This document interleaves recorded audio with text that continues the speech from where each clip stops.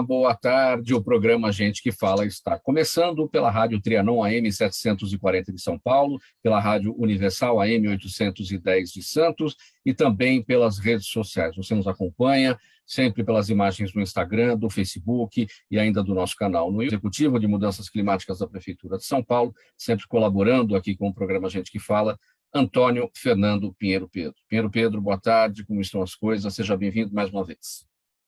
Boa tarde para você, Mauro Friesman, nessa quarta-feira de cinzas. É um prazer estar aqui com você, essa produção fantástica com a Zenilda, com o nosso querido amigo Fausto Camunha, com o Pedro, toda a produção da equipe. Secretário Pinheiro Pedro, é o seguinte, é pau, é pedra, é o fim do caminho, são aquelas águas de dezembro, né? Começam em dezembro, janeiro, fevereiro, março. O verão dessa temporada tem deixado marcas bastante pesadas em várias partes do país, de norte a sul. Ondas de calor, chuvas extremas, a gente tem verificado, tudo isso sendo registrado em diversos estados brasileiros, como eu destaquei, desde dezembro. Antigamente a gente falava das águas de março, né? Mas até países vizinhos como Argentina, Uruguai, Paraguai, Bolívia estão enfrentando essas tormentas, essas tempestades muito fortes. Em primeiro lugar, secretário Pinheiro Pedro, por que está chovendo tanto, não só no Brasil, mas também aqui nos nossos países vizinhos? Bom, nós estamos vivendo, Mauro, um volume enorme e crescente de eventos extremos pelo globo. Você pode observar que os ciclos de estiagem e de chuva têm sido cada vez mais extensos e acumulados. Assim como o período de inverno também tem tido pontos críticos de frio, inclusive agora tivemos aí uma nevasca absurda no Japão, né? E também períodos de calor intenso na estação de verão. O clima em São Paulo é um clima que se traduz em água. Falta d'água nos períodos de estiagem e excesso d'água nos períodos de chuva. Aliás, é geralmente isso que ocorre nos países na faixa tropical, né?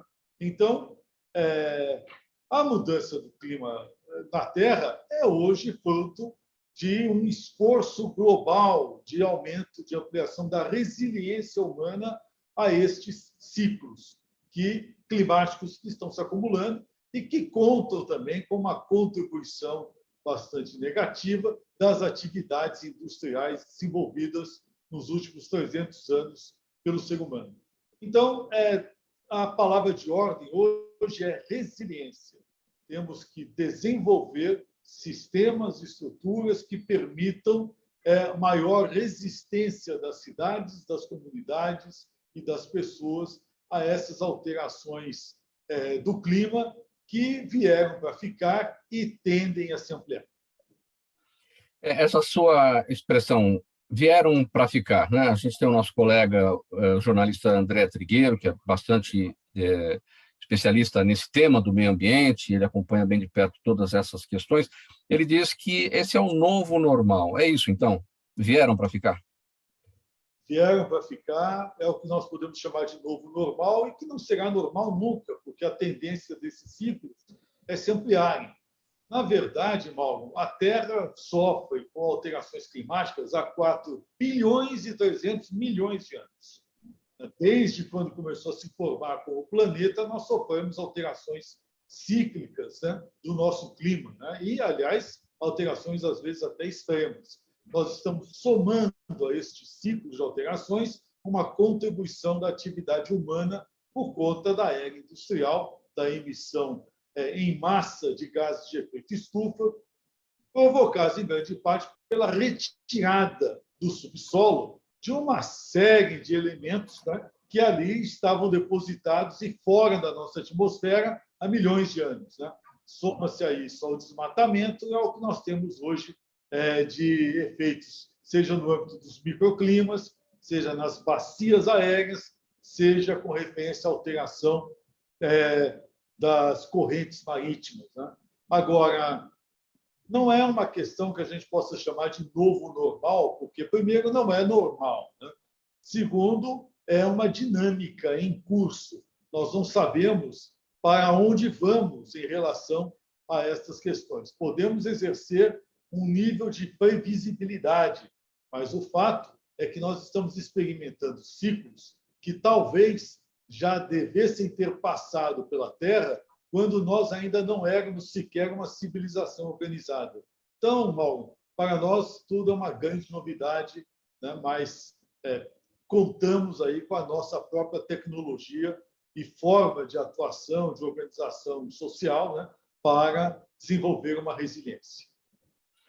Então, nessa sua observação sobre o desenvolvimento da resiliência, secretário Pedro, qual é o pontapé inicial? Onde é que começa essa nossa capacidade de resistir a tudo isso? 3 níveis, Mauro. Primeiro, o nível global. Nós temos, desde a década de 90, em vigor um tratado quadro de mudanças climáticas. Então, uma convenção que envolveu 104 países, inicialmente, hoje já avançou para 114, e esses países, então, estão hoje envolvidos no esforço global, né, de melhoria das condições humanas, né, face às alterações do clima. Portanto, já há 30, 40 anos que nós já estamos lidando, né, globalmente com o fenômeno. Alguns países ratificaram, outros estão em fase de ratificação. Os protocolos que foram firmados no âmbito dessa convenção ainda são objeto de discussão em vários países, mas o fato é que todas as nações hoje detêm meios, têm consciência e já desenvolveram, inclusive, mecanismos administrativos para tratar com a questão do clima. Isso é o efeito global. Segunda questão, os Estados nacionais, eles estão, por força deste envolvimento global, né, estabelecendo o que nós chamamos de metas nacionais, né, definidas. Né? Estas metas nacionais definidas estabelecem critérios. Primeiro, de melhoria das condições de resistência das populações às alterações do clima. Segundo, metas de descarbonização, redução de atividades de emissões de gases de efeito estufa ou que gerem gases de efeito estufa nas economias internas dos próprios países. E terceiro, um esforço grande de reflorestamento, de saneamento do meio ambiente. E aí vem o terceiro nível, que são as sociedades, os governos locais, onde se inserem as grandes cidades, como é o caso da cidade de São Paulo, que você sabe é a 4ª maior capital do mundo. Então, há todo um trabalho hoje de desenvolvimento estratégico de metas que visam a reduzir os gases de efeito estufa a zero, né, até 2050 e, pelo menos até 2030, reduzirmos pela metade em relação a 2010 essas emissões. Nesse sentido, secretário Pedro, nesse trabalho, nessa intenção da cidade de São Paulo, nesse esforço para mudança desse estado de coisas, a gente está diante do seguinte cenário: de um lado, o negacionismo em relação ao aquecimento global, e do outro, o posicionamento de autoridades que não pensam assim, mas também não agem como deveriam agir, no sentido da resiliência, né, assim destacada pelo senhor, e ficam no discurso e não tem o efeito prático, não tem a situação prática, que é o que se busca aí na Prefeitura de São Paulo, a partir da sua secretaria. Como é que é lidar com nesse cabo de guerra, né? Gente que quer e não faz, e gente que está disposta a fazer? Bom, a primeira coisa que nós fizemos aqui na secretaria, quando me foi dada essa incumbência pelo prefeito Ricardo Nunes, foi evitar essa discussão. O que nós fizemos? Nós partimos da constatação do fato. Não me interessa saber, por exemplo, de início, quem é o responsável pelo volume maior de emissões de gases de efeito estufa, né, historicamente posto no mundo. Não, nós temos aqui um inventário próprio, sabemos que os gases de efeito estufa, que causam, sim, a nível de microclima, profundas alterações no nosso regime de chuvas, no nosso regime de qualidade atmosférica, né, nós temos hoje um inventário que estabelece que 61% das emissões na cidade de São Paulo advém dos automóveis. 30 e pouco por cento, 31 ponto qualquer coisa, por cento, né, advém das fontes estacionárias de geração de energia. E, em terceiro lugar, o lixo, né, os resíduos sólidos e as emissões de metano. Então, cientes de que nós temos esse problema e cientes de que nós estamos sofrendo, e isso é fato, não adianta, não é uma questão de discussão, é fato. Nós estamos sofrendo períodos cada vez maiores de estiagem, de falta de água, e períodos em que a água se acumula como nunca, né, e se precipita sobre o solo da cidade. Cientes deste fato, nós desenvolvemos programas, né, e ações práticas, né, visando a conter ou minimizar ou melhorar o enfrentamento destas questões. Então, primeiro, nós estabelecemos um plano preventivo de chuvas de verão, sabendo dos problemas relacionados às chuvas, ao período de chuva que sempre nos atinge e que tem crescentemente nos atingido no período de novembro até março, né? De novembro de um ano até março do outro ano. O que fizemos? Em agosto, o prefeito Ricardo Nunes baixou uma portaria conferindo a coordenação geral deste plano à Secretaria de Mudanças Climáticas e a coordenação operacional à Defesa Civil. Muito bem, em novembro, baixamos uma portaria da SECLIMA, da Secretaria de Mudanças Climáticas, dando início à execução do plano de prevenção. Este plano inclui ações de zeladoria, melhoria das condições dos arruamentos, limpeza de galerias, limpeza de bueiros, colocação, instalação de jardins de chuva, né, áreas permeáveis no meio das ruas, principalmente em áreas que são sujeitas a enxurradas, com ajardinamento, para melhorar a absorção da água nesses locais. Fizemos quase 200 jardins de chuva, né? E também melhoramos aí a limpeza dos piscinões, dos polders, né? E instalamos uma série de equipamentos de previsibilidade. Então, temos também, ao par dessas atividades de zeladoria, o que nós fizemos? Colocamos todo um sistema de monitoramento das chuvas.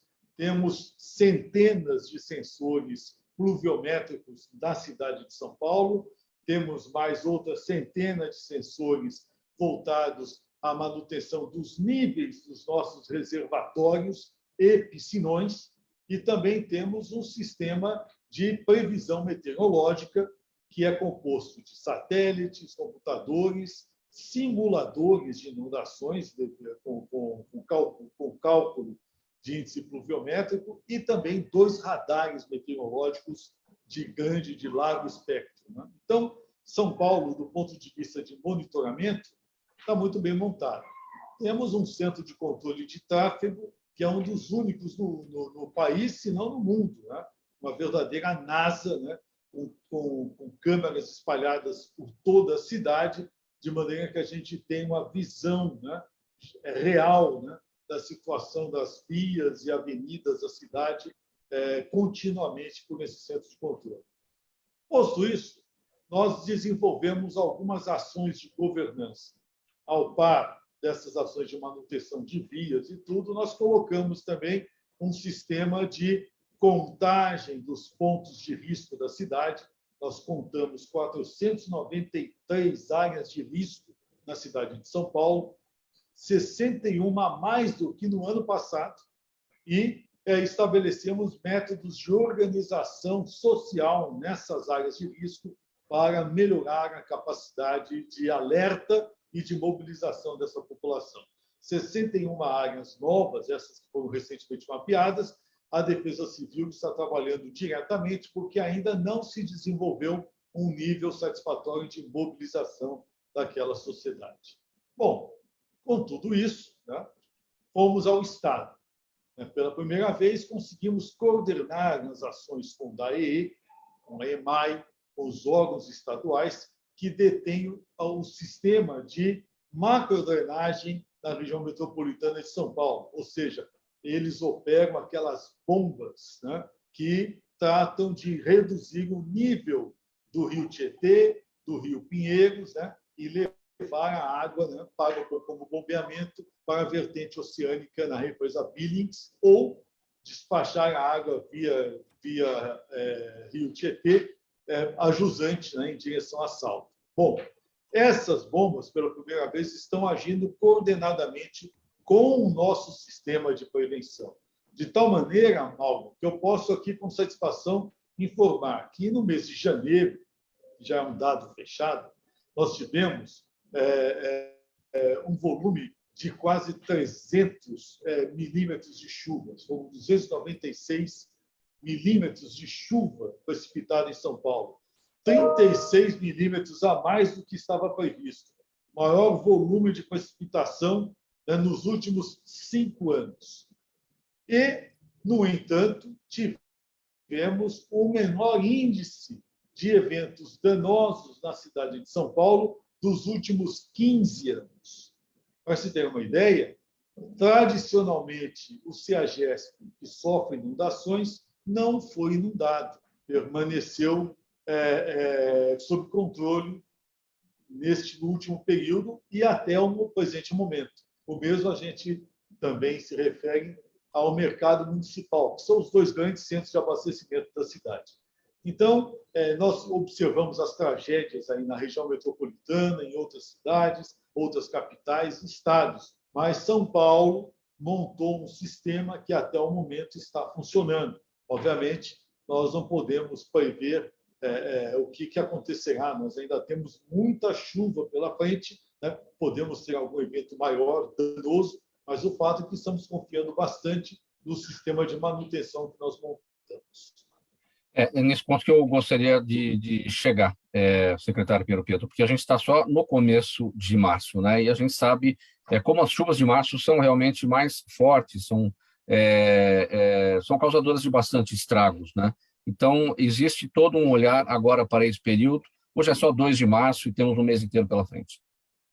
Não, nós estamos ainda mobilizados. O nosso plano ele fica em vigor até março, né?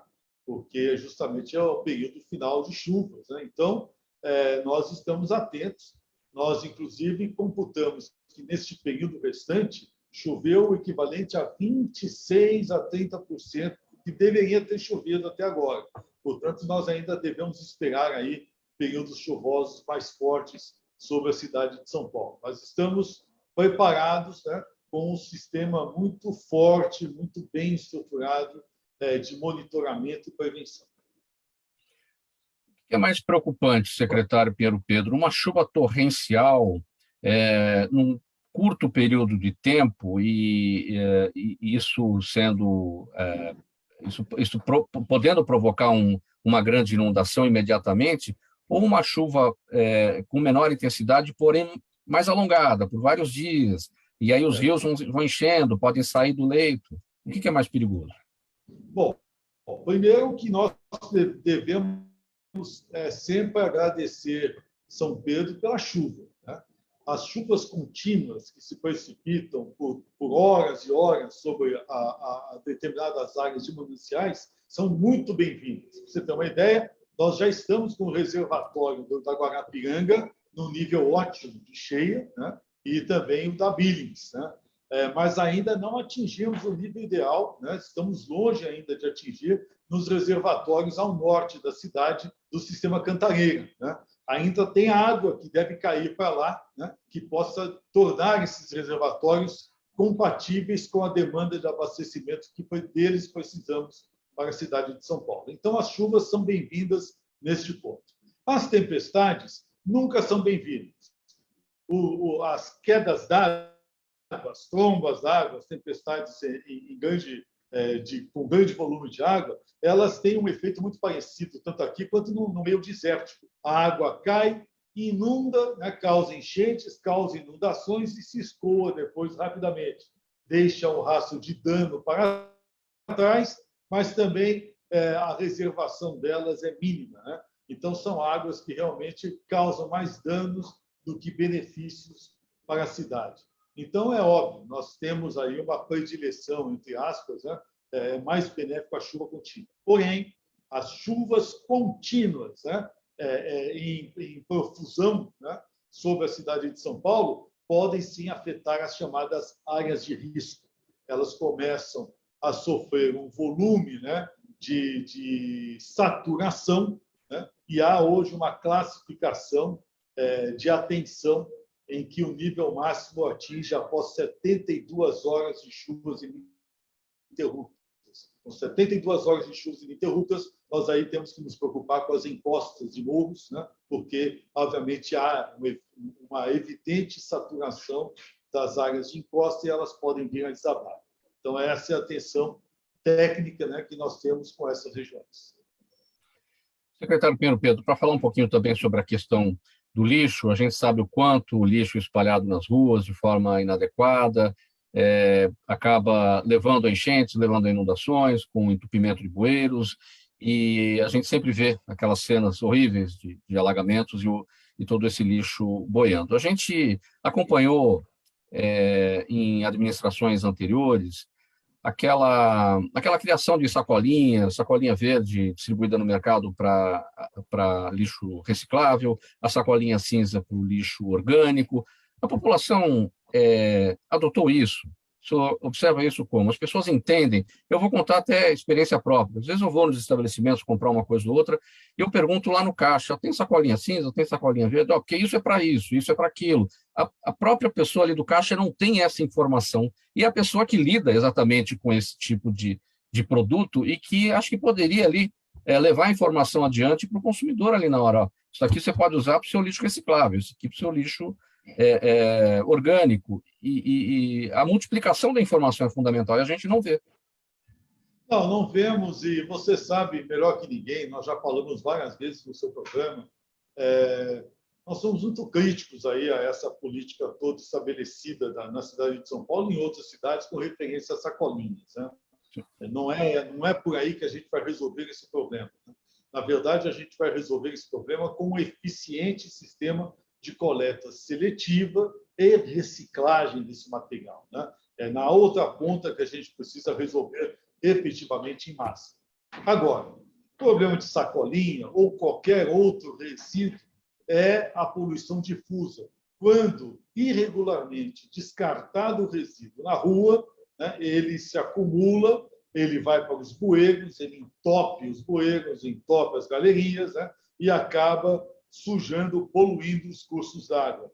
Então, é um problema que dá com a sacolinha biodegradável, a sacolinha que não é biodegradável, a garrafa PET, o canudinho, qualquer coisa, né? Ou seja, o necessário mesmo é termos um sistema muito eficiente de limpeza pública. E nós temos lutado para manter a eficiência da limpeza pública na cidade de São Paulo. Eu fui, no passado, um crítico muito acerbo com referência à gestão da cidade de São Paulo em relação às chuvas, né, Mauro? Nós dividimos aí na bancada críticas fortes, inclusive na própria gestão do Bruno Covas no passado em relação a isso, né? Agora, obviamente, eu saí da figura de pedra e vim para a figura de vidraça, né? Então, né, ciente disso, eu tratei de fazer a minha lição de casa, né? E até agora eu posso dizer com uma certa satisfação que a lição de casa está feita e a gente até agora conseguiu demonstrar que, com boa governança, a gente consegue administrar essas questões. Mas a falta de consciência da população é um problema. Eu vou dar um exemplo. À noite, saindo aqui da prefeitura, que fica no centro da cidade, ali no Viaduto do Chá, eu costumo fazer um caminho, né, ali pela 25 de março à noite. É impressionante, Mauro. Os comerciantes deixam os sacos de lixo todos montadinhos para serem recolhidos, até mesmo pelo sistema de coleta dos grandes geradores, né? Vem uma população de catadores, desmancham os sacos todos, jogam lixo todo espalhado pela rua, né? E isso é um problema, porque se isso conjugado com o período de chuvas, é inundação na certa, né? Então, é uma falta ainda de consciência muito grande e isso também é afetado por uma deseconomia que nós estamos sofrendo e uma crise econômica que leva as pessoas a buscarem nos resíduos sólidos, nos lixos comerciais, uma forma de sobrevivência, né? Catar objetos recicláveis que eles possam comercializar lá adiante.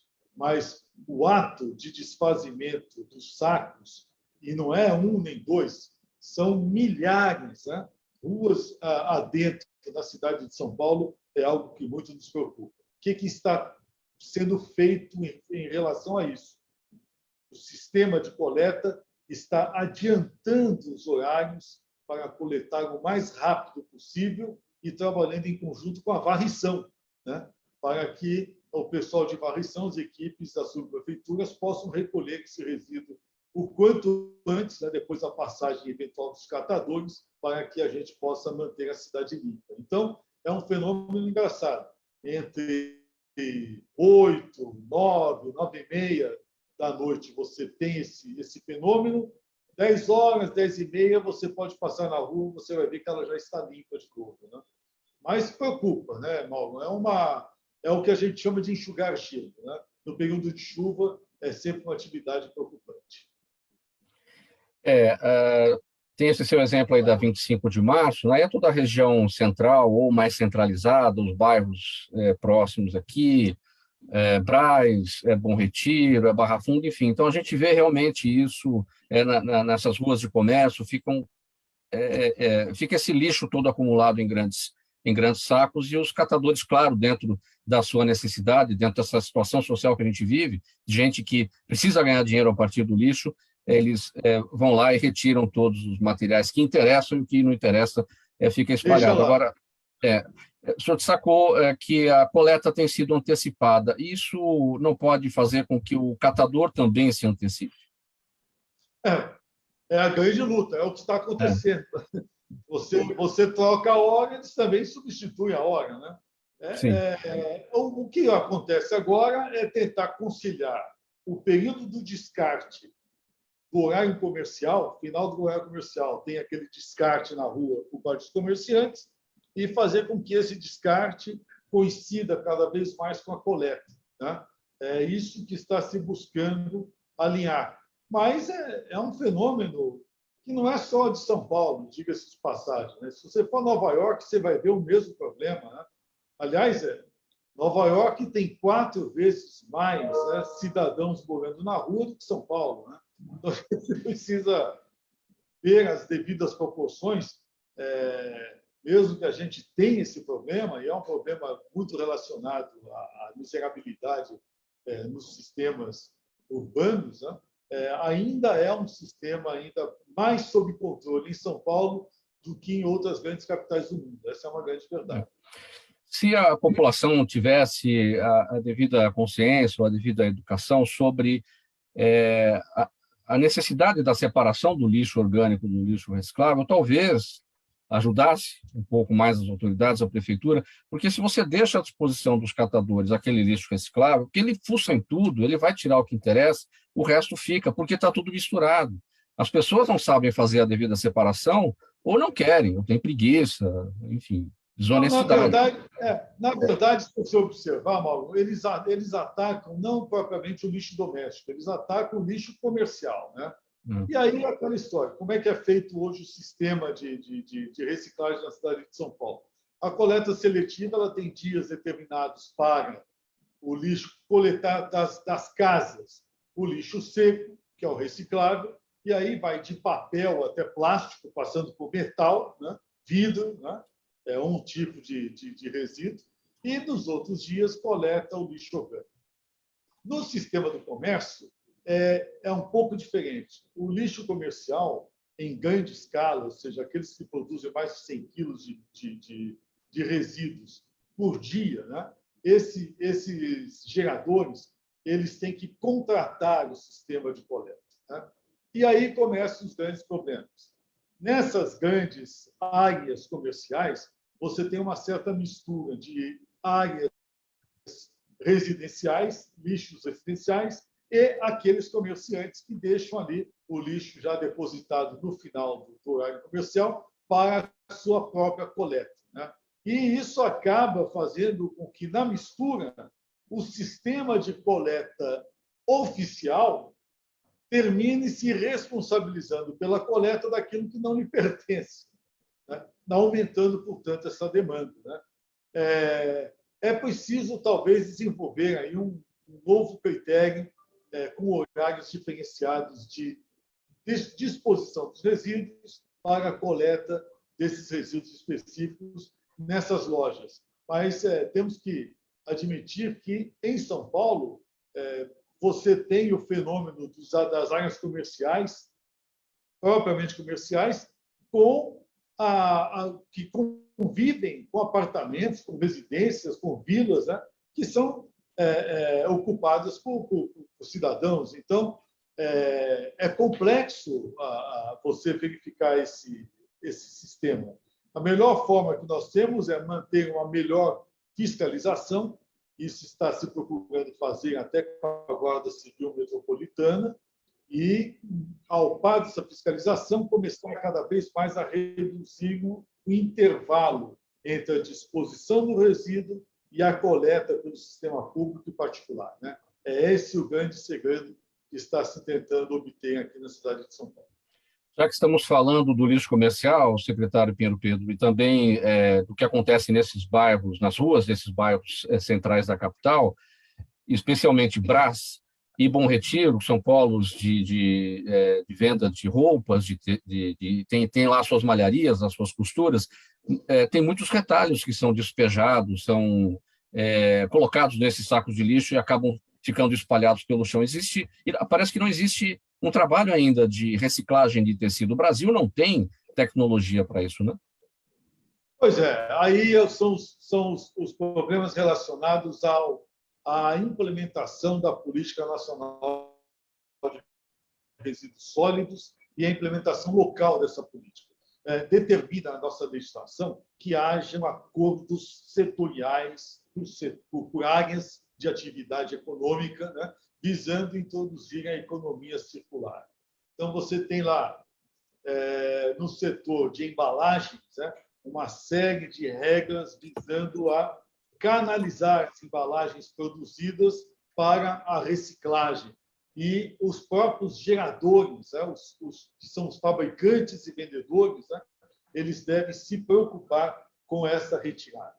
Mas os acordos que são hoje realizados no Brasil, nos estados e até em certos municípios, eles não prevêem o cálculo de massa, o balanço de massa. Ou seja, eu produzo tantas toneladas de retalhos e eu preciso recolher esses retalhos ao final da sua vida útil, quando são descartados como excedentes no comércio, né? Falta uma apuração melhor destes ciclos. E isso acaba favorecendo não só esta coleta clandestina de catadores, né, que não são aqueles que estão, obviamente, envolvidos nas cooperativas, né?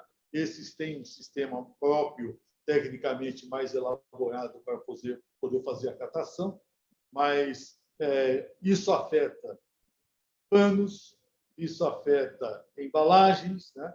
Isso afeta papel e papelão, que tem uma sazonalidade muito forte. Por exemplo, em época de chuva, aqueles que tradicionalmente catam papel e papelão nas ruas desaparecem.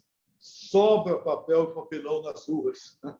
Então, há uma série de fenômenos econômicos que, infelizmente, não estão sendo bem administrados, porque na lei federal, né, não se estabeleceram as famosas entidades gestoras por resíduo, né, que têm essa capacidade de estabelecer preços, estabelecer métodos e congregar os geradores de maneira eficaz para que eles façam esse sistema.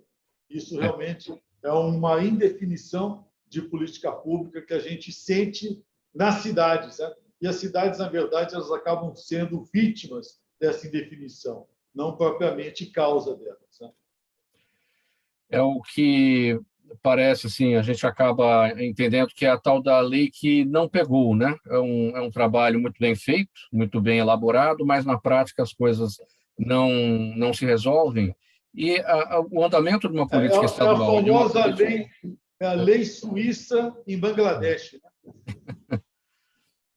Né? Então, é a falta de Esse andamento de uma é política... o problema é o problema dos nossos legisladores. Né? Eles É. legislam para a Bélgica, né? E nós estamos na Índia. Né? Então, realmente é um problema. A gente precisa fazer uma aplicação prática disso. Né? Programa Gente que Fala, edição de quarta-feira, a gente conversando com o secretário executivo de Mudanças Climáticas da Prefeitura de São Paulo, Antônio Fernando Pinheiro Pedro.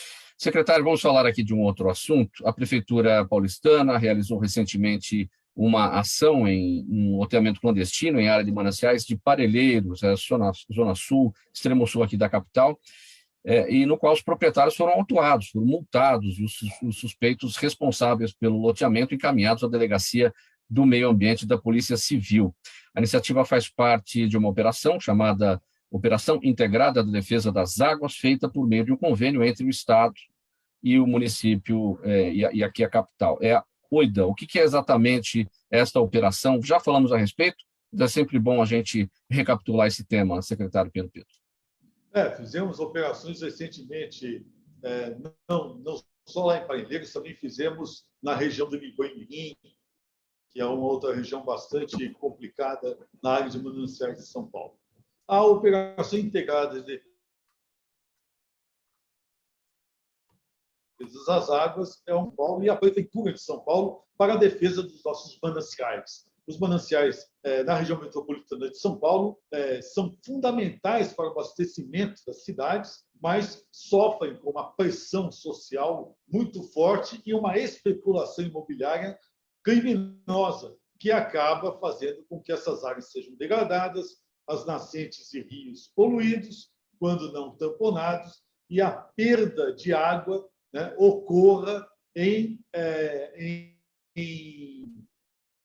disfunção, né, numa disfunção que acaba prejudicando, em prejuízo da população paulista. No caso da Prefeitura de São Paulo, que tem uma parte muito grande de seu município dentro de áreas de mananciais, né, há uma necessidade de uma ação integrada. Então, a OIDA ela tem uma coordenação geral. A coordenação é feita pela Polícia Militar e Ambiental, pelo Governo do Estado de São Paulo e pela Secretaria Executiva de Mudanças Climáticas, pelo gabinete do prefeito Ricardo Nunes, né, pela Prefeitura de São Paulo.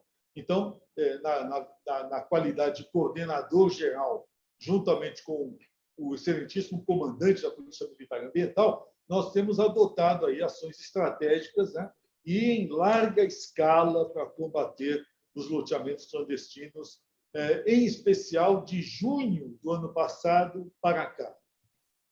Nesse período, Mauro, nós já derrubamos o equivalente a 170 casas, embargamos mais de 72 campos de futebol, o equivalente, né? 72 campos de futebol em áreas, né? E fizemos mais de 116 autuações e detenções. Né? É um trabalho muito complexo, difícil, afeta também interesses sociais, diz respeito também a uma ação criminológica da especulação imobiliária, né? Trabalhamos aí contra uma ação criminosa, né? E com efeitos gravíssimos sobre o ambiente da região. Áreas inteiramente desmatadas do dia para a noite por tratores, com colocação de guias, de postes de luz, de relógios de água, definição de lotes. As vendas se fazem numa rapidez impressionante, porque o custo, em média, de um lote desses é de 60 a 80 mil reais. Não é caro, não é barato, mas também não é caro, né? As facilidades de entrada e pagamentos a perder de vista, né, acabam atraindo uma população que, mesmo ciente, muitas vezes, de que está comprando um lote irregular, tem uma esperança, né, com base na ação de políticos inescrupulosos, né, de que um dia venha a ter a sua situação regularizada. Né? é uma venda de ilusões casada com uma especulação criminosa. O trabalho não é fácil, tem sido muito difícil, mas nós estamos ganhando, em grande parte, aí, reforços estruturais importantes. Vou dar exemplo de dois. O prefeito Ricardo Nunes sancionou uma lei em janeiro deste ano, criando o CISVerde, um sistema de monitoramento por satélite dedicado às áreas de mananciais, para que a gente tenha uma melhor fiscalização desses desmates, e também editou um decreto, né, agora, no final do mês de fevereiro, conferindo à Guarda Civil Metropolitana Ambiental melhor capacidade para estabelecer notificações e autuações administrativas com base na legislação ambiental. Então, nós que tínhamos aí pouco menos de 30 fiscais dedicados à fiscalização ambiental na cidade de São Paulo, né, com este decreto, estamos aí em vias de ter mais 247 guardas civis metropolitanos dedicados à fiscalização ambiental. Então, é um reforço bastante grande aí, conferido pelo prefeito Ricardo Nunes na atual gestão. Secretário Pedro, a gente falou há pouco sobre a Política Nacional de Resíduos Sólidos e as falhas na sua implementação, que acabam levando a dificuldades de implementação da política estadual e da política municipal de resíduos sólidos. Agora, vamos passar aqui para essa questão da ocupação irregular do solo. Nós temos, na Zona Sul, as represas Billings, Guarapiranga, e temos lei estadual, a lei específica de ambas as represas. Então, nós temos boas leis também. Falhas de implementação, a gente pode fazer uma comparação com a Política Nacional de Resíduos Sólidos, falhas de implementação levam a esse estado de coisas que o senhor destacou, a ocupação irregular, lotes vendidos no esquema criminoso, ou seja, novamente é uma boa lei não aplicada e não conseguindo fazer valer a sua intenção?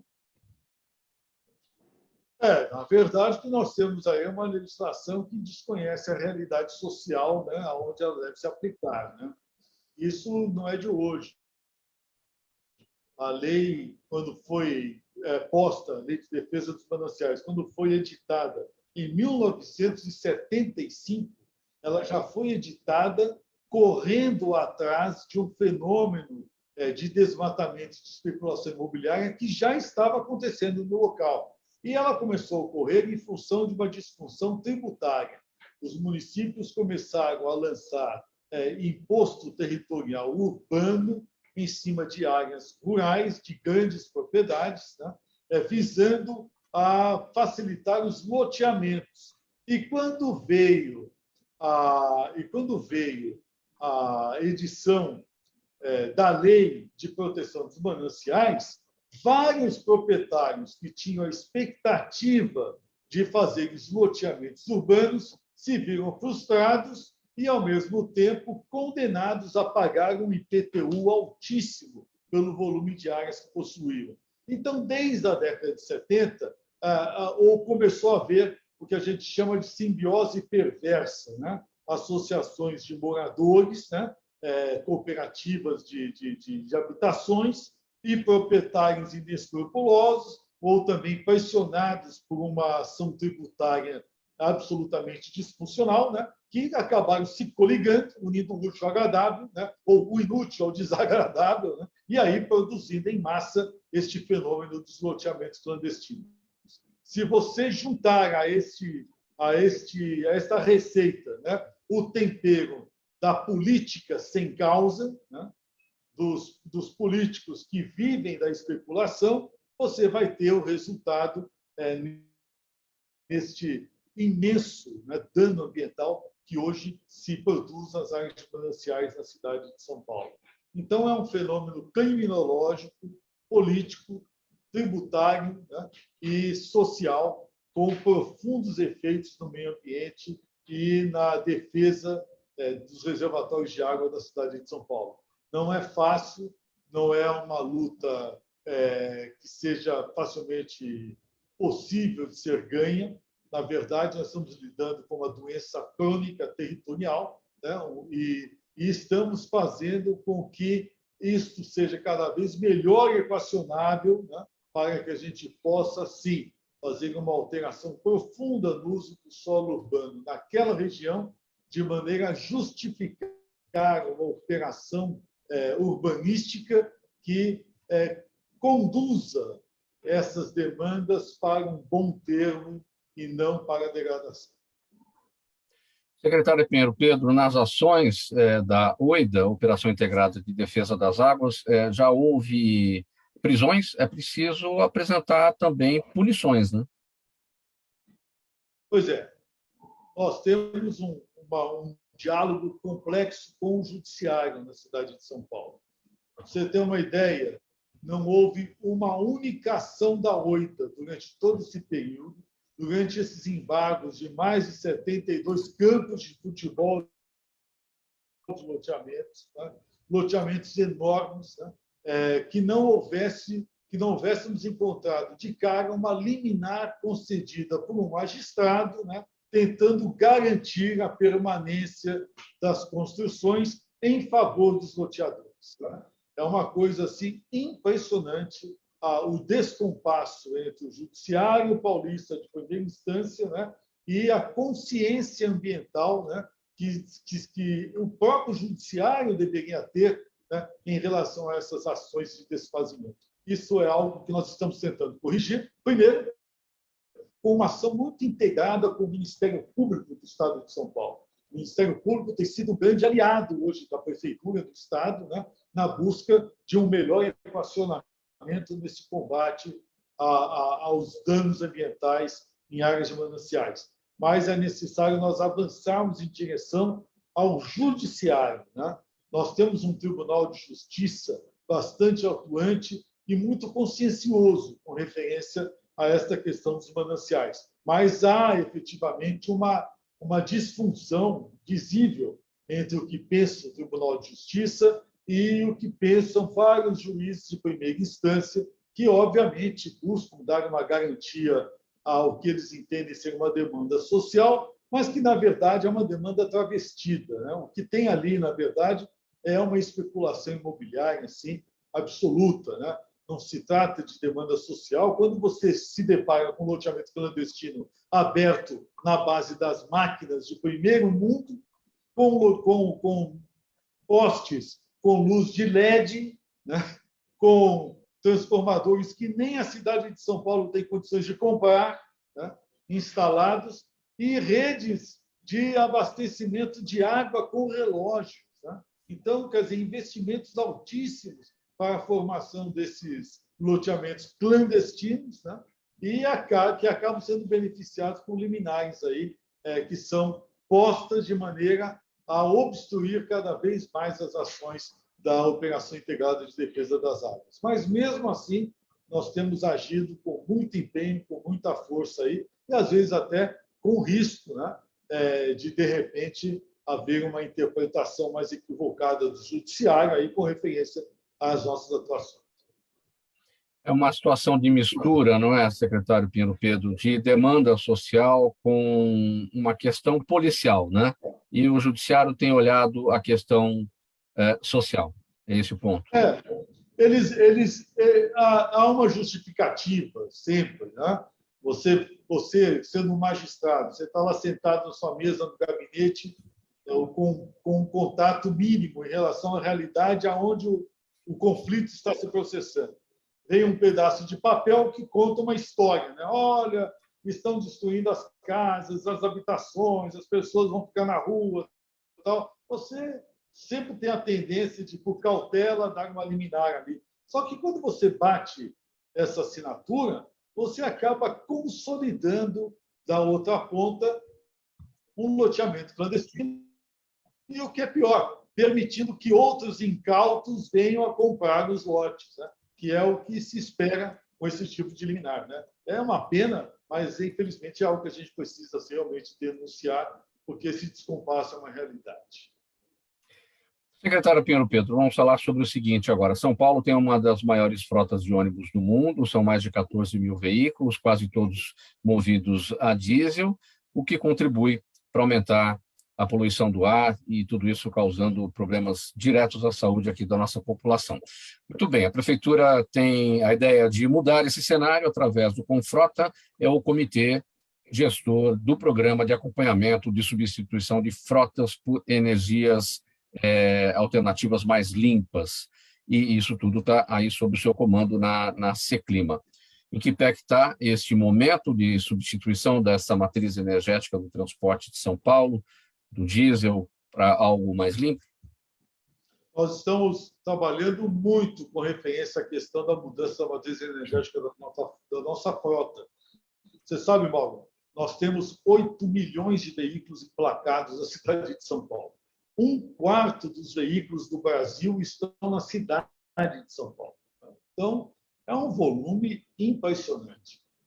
Dentre esses veículos, nós podemos destacar ali 80 mil VUCs, né?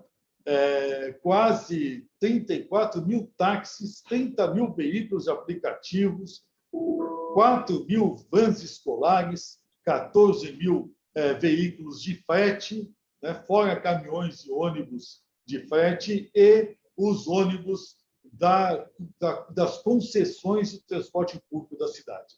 Os ônibus de concessão são 14.500. É a maior frota concessionada do mundo, né? É a nossa de São Paulo. Desses 14.300, nós temos 220 ônibus elétricos, sendo que 200, pelo menos, são trólebus, aqueles ônibus que ainda andam coligados aos fios, né, de alimentação de eletricidade.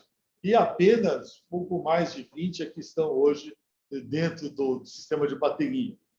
Mas nós temos que observar que a transição desses veículos é uma transição que tem que se dar para e passo com a evolução da tecnologia que hoje se aplica na descarbonização.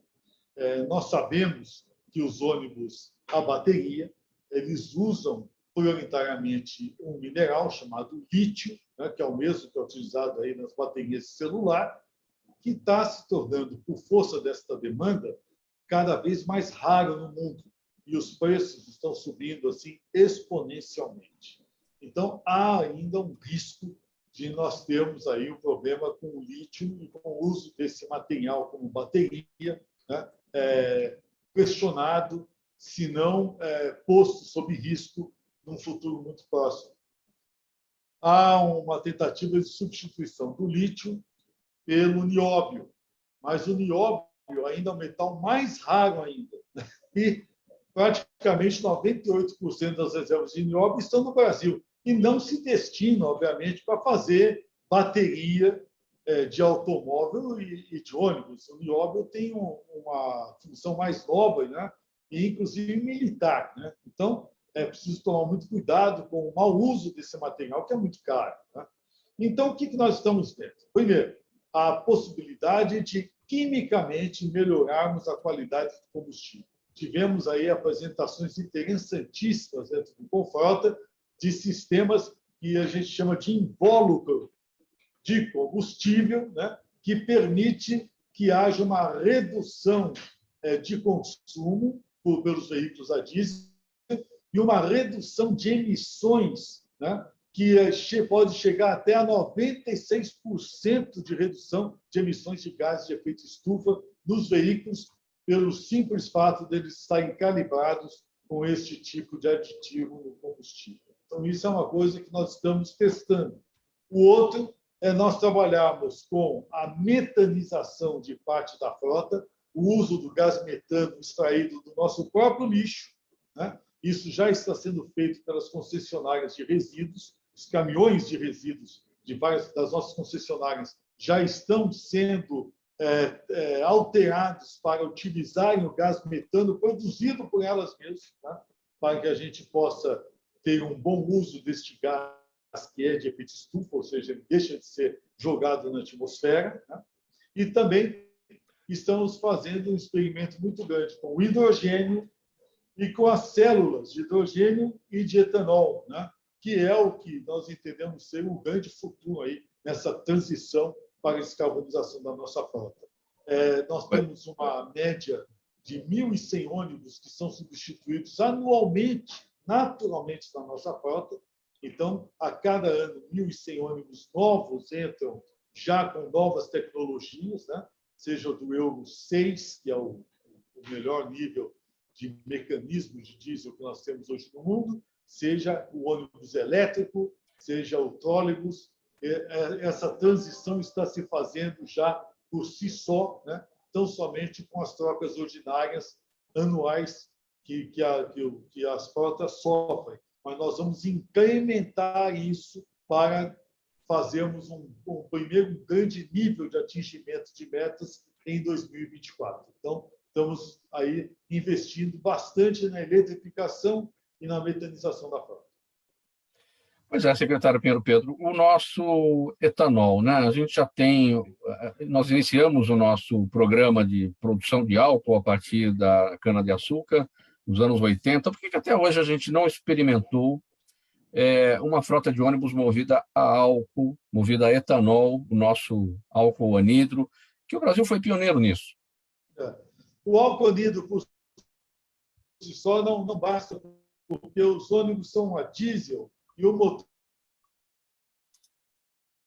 diesel é um motor de performance e alta octanagem, né? E ele precisa, para manter o seu torque, né, de um combustível mais forte, né, mais denso. Então, o álcool, na verdade, ele acaba sendo misturado ao diesel, ou então nós começamos a trabalhar com o biodiesel, baseado também no álcool anidro, um outro tipo de combustível, né?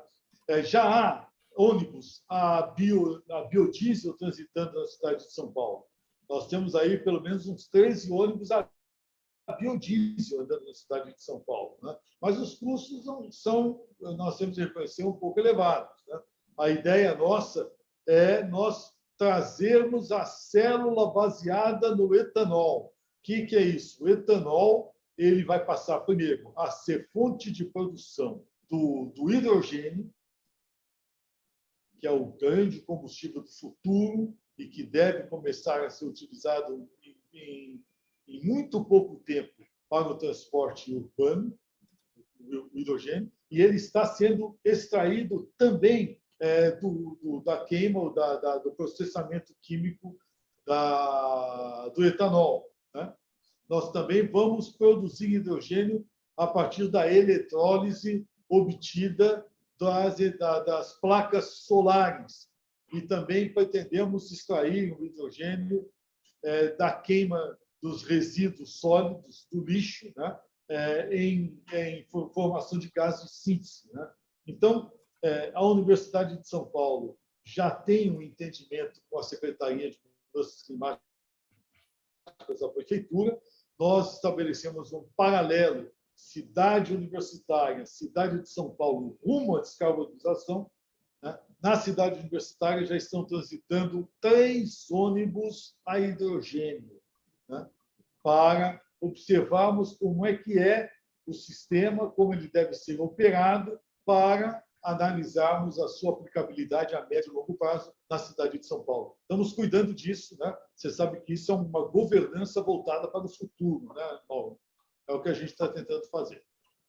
Secretário Antônio Fernando Pinheiro Pedro, a sua mensagem final para a gente pôr um ponto final nessa edição do programa Gente que Fala.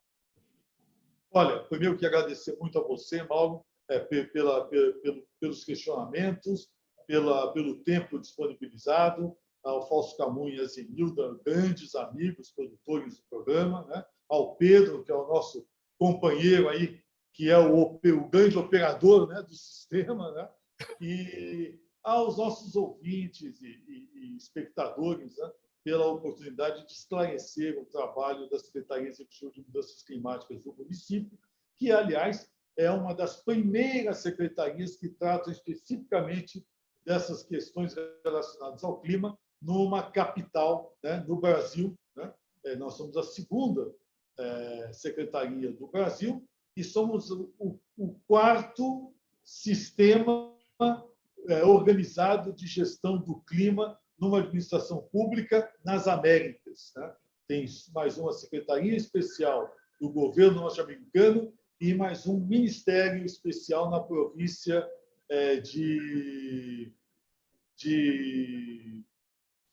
oh, meu Deus do céu, agora esqueci o nome, perto de Corrientes, né, na Argentina, né, em Misiones, né, que é o nosso querido ministro Patrício que está lá. Muito importante nós observarmos aí a Argentina, que está sendo fruto aí de uma tragédia de incêndios em massa, né, justamente algo que está sendo tratado também pelo setor climático da província de Misiones.